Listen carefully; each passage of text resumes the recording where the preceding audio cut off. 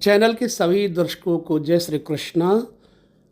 क्या हमारे जीवन में भोग रूपी ग्रह केवल शुक्र ही है या कोई और कारण है जो आदमी को कलंकित या अधिक कामुक बना देता है?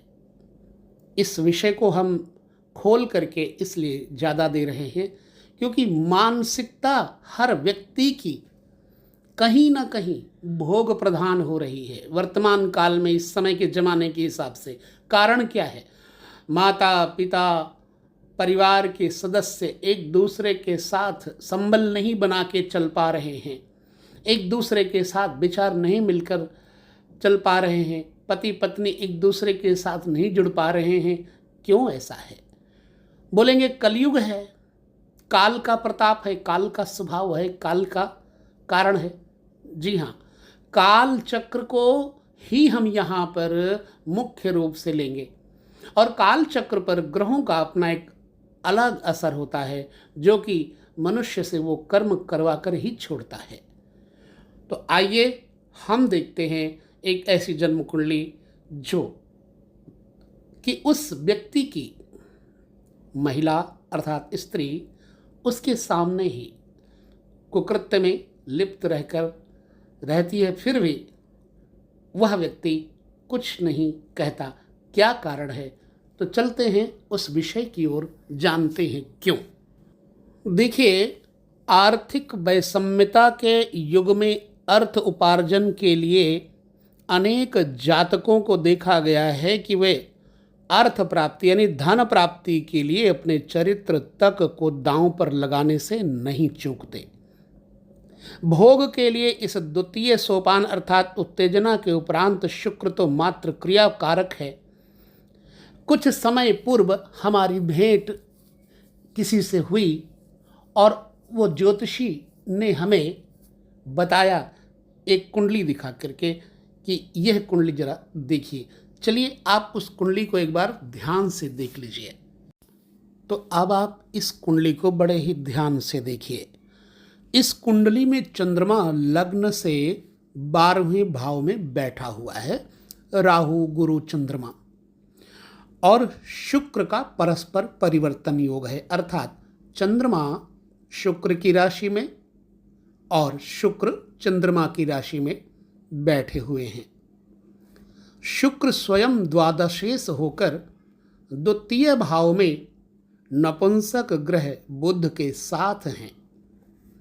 स्वयं बृहस्पति सप्तमेश होकर के राहु के साथ 12वें भाव में, द्वादश भाव में गुरु राहु चांडाल योग उपस्थित कर रहे हैं, बना रहे हैं।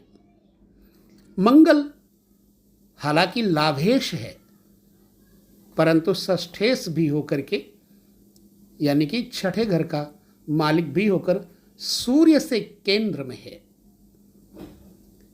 कुंडली में गुरु राहु चांडाल योग सारी विपत्ति की जड़ बन चुका है।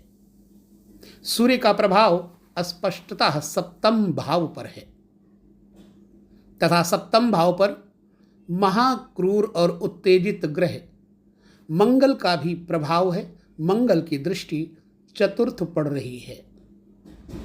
भोग कारक शुक्र का सप्तम भाव में षडाष्टक है।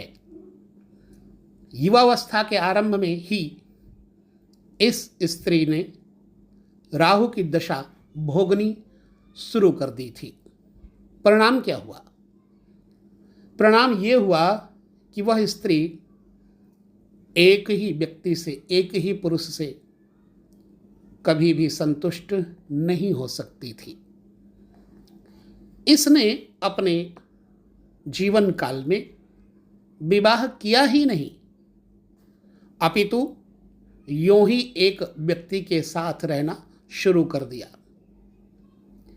एवं दूसरी ओर इनका पति अर्थात तथा कथित पति, जिसको ये अपने मन से अपने साथ रख के, जो कि अत्यंत लंपट, पाखंडी, निकम्मा, काहिल, जाहिल मनोवृत्ति का था, है, और अपने घर में होने पर भी यदि स्त्री पर पुरुष के साथ अलग कमरे में अपनी भोग कृत्य करे तो भी उसे किसी प्रकार की आपत्ति नहीं होती।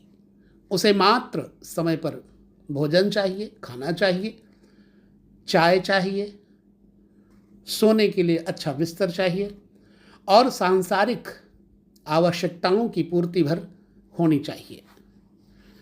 तो जब बताने लग गए कि इस स्त्री से बात किया तो ये पुरुष संसर्ग के बिना एक दिन भी नहीं रह सकती, ऐसा वो हमारे साथ ज्योतिषी जी बताने लग गए।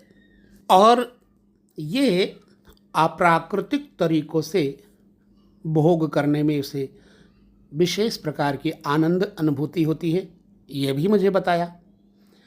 तो इन सब का कारण कुंडली में क्या है, मैंने भी अपना विचार दिया कि देखिए इसमें चांडाल योग है, शुक्र का षडाष्टक, सूर्य मंगल राहु केतु आदि का अशुभ स्थान पर होना यानी उत्तेजना देना है।